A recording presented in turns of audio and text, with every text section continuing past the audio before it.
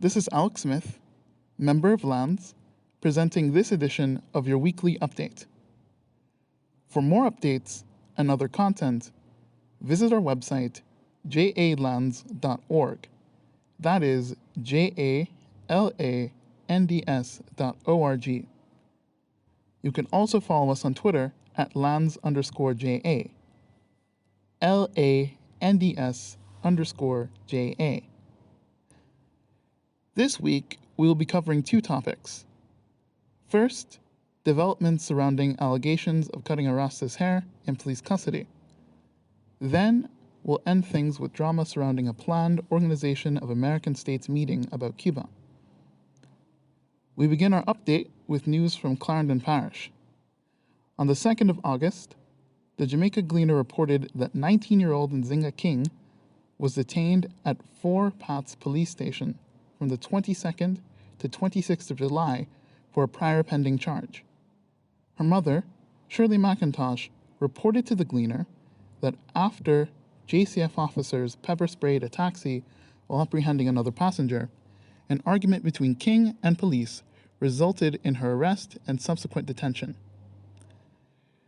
Social media shared by King and her mother alleged that a Four Paths policewoman forcibly cut off King's locks under verbal threat. Being a civilian in police custody, a black woman, and a Rasta, this single act would be a breach of King's rights and dignity on several fronts.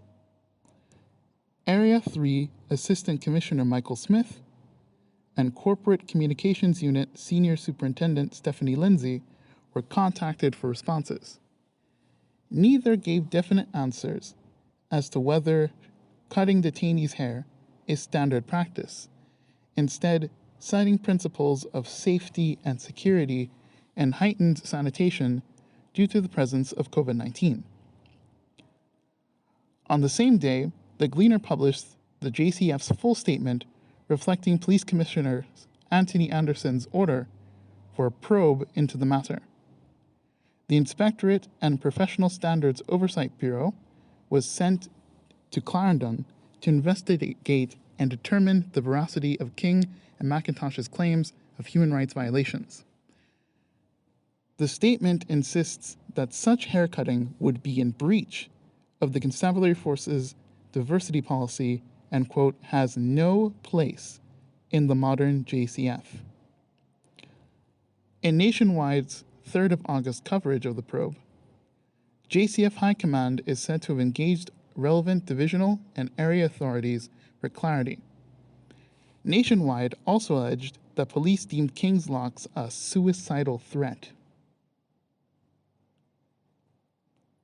The JCF was quick to respond, but was by no means the only public entity to do so. By the 3rd of August, Loop News reported on Independent Commission of Investigations, INDECOM's involvement. INDECOM sought to contact King, McIntosh, and her attorney to pursue what potentially is a breach of the Charter of Fundamental Rights and Freedoms. The decade-old amendment to the Constitution of Jamaica mandates equality under the law and freedom from racist, xenophobic, classist, colorist, religious, or political discrimination. Public Defender Arlene Harrison Henry reportedly told The Observer she was also probing this as a possible violation of the Constitution. While Police Commissioner Anderson promptly dispatched internal investigation, the same Observer report quotes Deputy Superintendent of Police Owen Brown as saying, "We can't go off of a video or what we heard. We have to have evidence. It is being investigated at the highest level, and if it is proven to be so, then let the chips fall where they may." End of quote.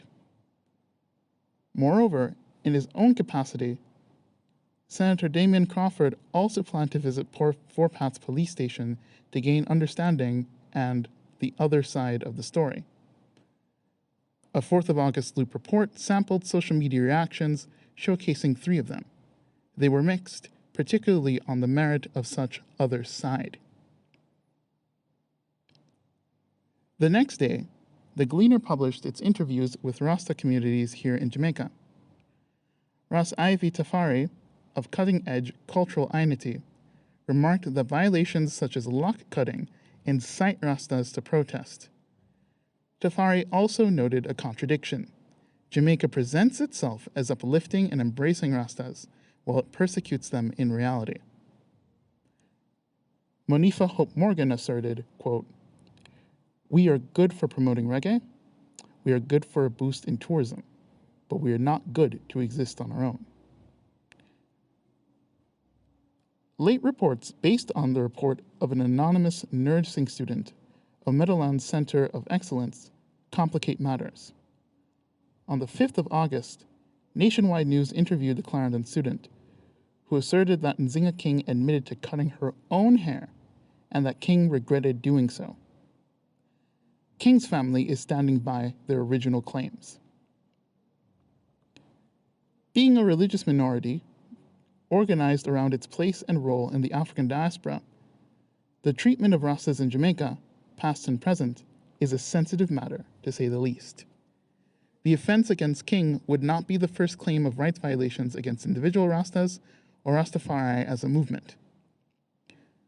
Just 2 years ago, Gordon Town police were accused of separating 2 homeschooled children of reggae artist Jador from him, cutting their hair and feeding them chicken against their dietary practices.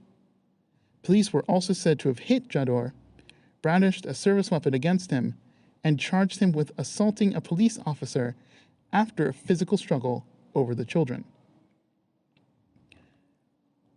On Thursday, the 11th of April 1963, after a land conflict between 6 Rastas residing in Coral Gardens, Montego Bay, and gas station owner Ken Douglas resulted in a fire at the gas station, then Prime Minister Alexander Bustamante ordered collective punishment against the Rastas in the area to bring in all Rastas, dead or alive.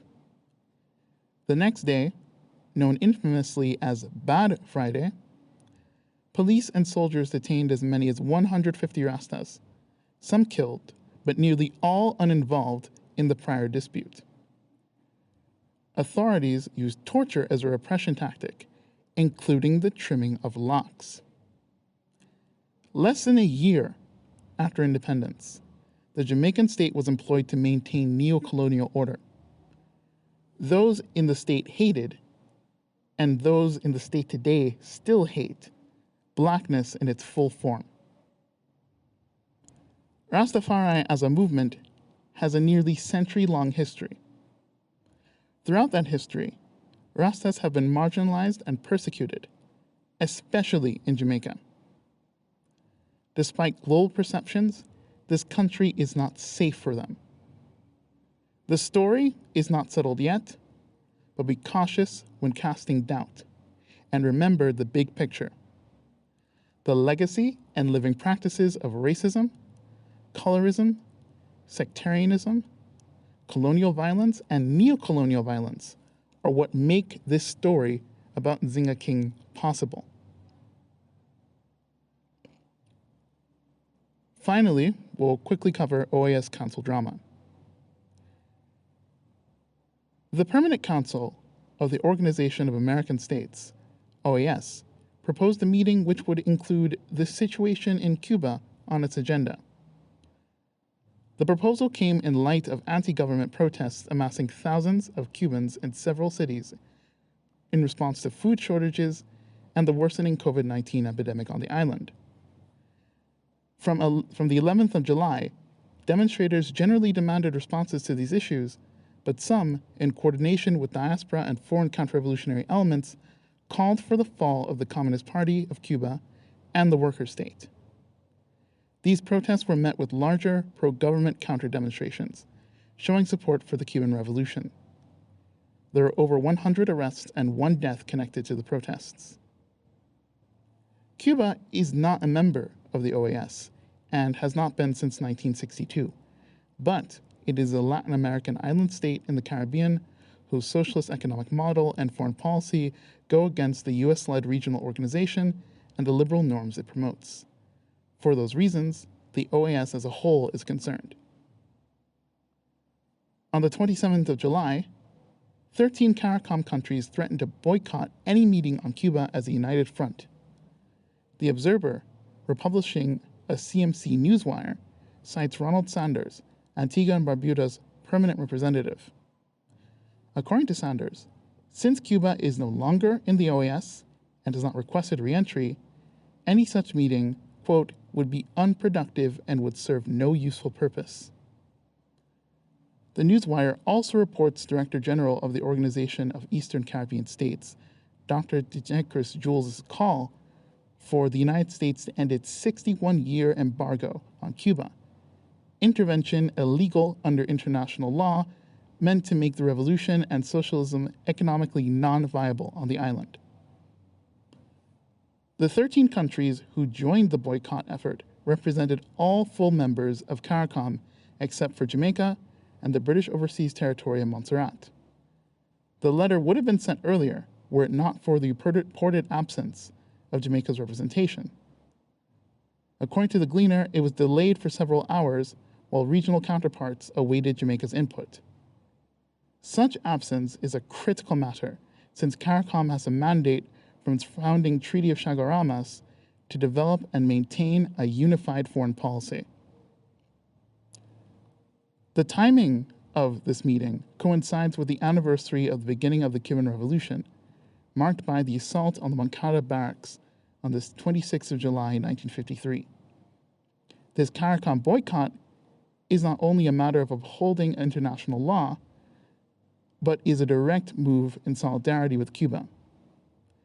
The Jamaican government's silence speaks volumes and is a failure to meet regional standards and obligations. This has been Alex Smith, member of Lands, with your weekly update. Remember to check our website and social media for more. Thanks for listening.